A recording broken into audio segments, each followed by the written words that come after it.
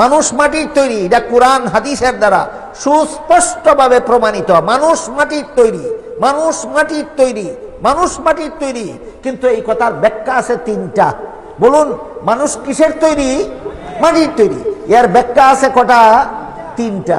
আপনারা যদি বলেন আমি 2-3 মিনিটের তিনটা ব্যাখ্যা শুনিয়ে দেই। মানুষ মাটির তৈরি কথার ব্যাখ্যা হইল তিনটা। 1 নম্বর, সর্বপ্রথম মানুষ আদম, সেই আদমের সন্তান সমস্ত মানুষ। সমস্ত মানুষের শরীরে আদমের সন্তান হিসাবে আদমের অংশ আছে। কথা বুঝতে থাকলে বলেন, আপনাদের প্রত্যেকের শরীরে আদমের অংশ আসেনি? আছে। আর আদমকে আল্লাহ ডাইরেক্ট মাটি দিয়ে বানাইছিলেন।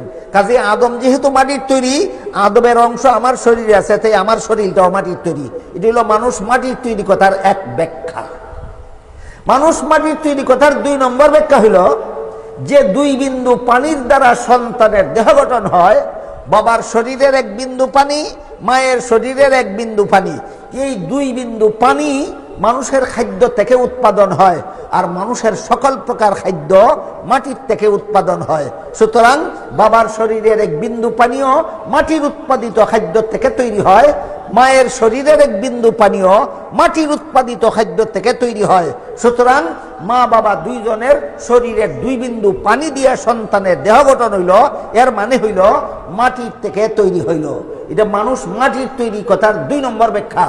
মানুষ মাটির তৈরি কথার 3 নম্বর ব্যাখ্যা হইল মায়ের শরীরের 1 বিন্দু পানি, বাবার শরীরের 1 বিন্দু পানি একত্র হইয়া যখন মায়ের গর্ভতলিতে পৌঁছে, আল্লাহ একজন ফিরিস্তা পাঠাইয়া বলেন, মরণের পরে তার শরীর যেই গুরুস্থানে দাফন করা হবে, অথবা তার শরীর যেই শ্মশান ঘাটে পুরাইয়া দেওয়া হবে, সেখান থেকে আরেক বিন্দু মাটি নিয়া মায়ের গর্ভস্থ 2 বিন্দু পানির সাথে মিশাইয়া মন্থন করো। ফিরিস্তা আল্লাহর হুকুমে আসেন এবং মুসলমান হইয়া থাকলে গুরুস্থানের 1 বিন্দু মাটি, আর হিন্দু হইয়া থাকলে শ্মশান ঘাটের 1 বিন্দু মাটি, মাছে খাইয়া সাগরে পায়খানা করিয়া দেয়া থাকলে সাগর তলার 1 বিন্দু মাটি, বাঘে খাইয়া জঙ্গলে পায়খানা করিয়া দিলে যেইখানে পায়খানা করবে সেইখানের 1 বিন্দু মাটি মা বাবা 2 জনের শরীরের 2 বিন্দু পানির সাথে মিশাইয়া ফিরিস্তারা একাধারে মন্থন করে 40 দিন। 40 দিনের মন্থনের ফলে পানির বিন্দু রক্তের বিন্দুতে পরিণত হয়। তারপরে ফিরিস্তা মেহনত করেন আরো 40 দিন। আরো 40 দিনের মেহনতের পরে রক্তের বিন্দু গোশতের টুকরায় পরিণত হয়। আরো 40 দিনের মেহনতের পরে তার মধ্যে রুহের সঞ্চার হয়। আরো 40 দিনের মেহনতের পরে তার মধ্যে অঙ্গ প্রত্যঙ্গ গজায়। আরো 40 দিনের মেহনতের পরে তার মধ্যে পৃথিবীর আলু বাতাস সহ্য করার যোগ্যতা আসে। আরো 40 দিনের মেহনতের পরে ওই সন্তান মায়ের গর্ভ থেকে ভূমিষ্ঠ হয়ে আসে। কাজেই প্রতি 40 দিনের মেহনতরে পরিভাষাগত ভাবে 1 চিল্লা বলা হয়। প্রতি 40 দিনের মেহনতের নাম 1 চিল্লা। 40 দিনের মেহনতের নাম 1 চিল্লা।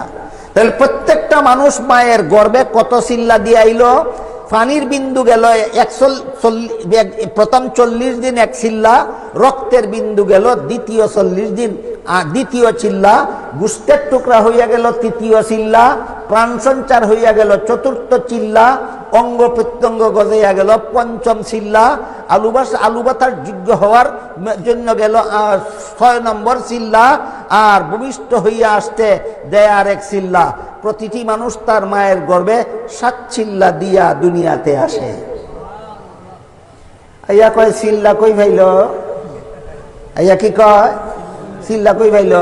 এটা আমরা দেশের ভাষায় কয় হাতে গুতে কুমারের জি হরা রাধিকা কয় এইটা কি? ই বচনটা বুঝুন নি আপনারা? হাতে গুতে কুমারের জি হরা চিনেন? হরা হাতে গুতে কুমারের জি হরা রাধিকা কয় এইটা কি? কুমারের দিয়ে যদি ডাক না চিনে, ডাক না চিনবো কি কামারে? 7 চিল্লা দেয়া দুনিয়াতে আইয়া যদি চিল্লা চিনে না, চিল্লা চিনবো কি ফিরিস্তায়? আমি বলতেছিলাম ওই ফিরিস্তায় যে মায়ের গর্ভের মধ্যে যে মুসলমান মরলে যেই গুরুস্থানে কবর দেওয়া হবে সেইখানের 1 বিন্দু মাটি মিশায়, যেই হিন্দু মারা গেলে যেই শ্মশান ঘাটে পুড়িয়ে দেওয়া হবে সেখানের 1 বিন্দু মাটি মিশায়, ওইটাই ওই মরণের পরে তাকে ওইখানেই দাফন করা হয়। মুসলমান মরলে গুরুস্থানে দাফন করা হইল, হিন্দু মরলে শ্মশানঘাটে ফুরাইয়া দেওয়া হইল। মাছে খাইয়া লাইলে নদীর তলায়, সাগরের তলায় মাছের পায়খানা নিমজ্জিত হইয়া গেল। বাঘে খাইয়া জঙ্গলে পায়খানা করে দিলে জঙ্গলের মাটিতেই নিমজ্জিত হইয়া গেল। এই জন্য মুসলমানের জন্য এই যে গর্তে দাফন করা হইল এটাই তার কবর জগৎ। হিন্দুদের জন্য শ্মশানঘাটটাই তার কবর জগৎ। যারে মাছে খাইয়া পানির তলায় পায়খানা করে দিল, নদীর তলাটাই তার কবর জগৎ। যারে বাঘে খাইয়া জঙ্গলে পায়খানা করে দিল, ওই জায়গাটাই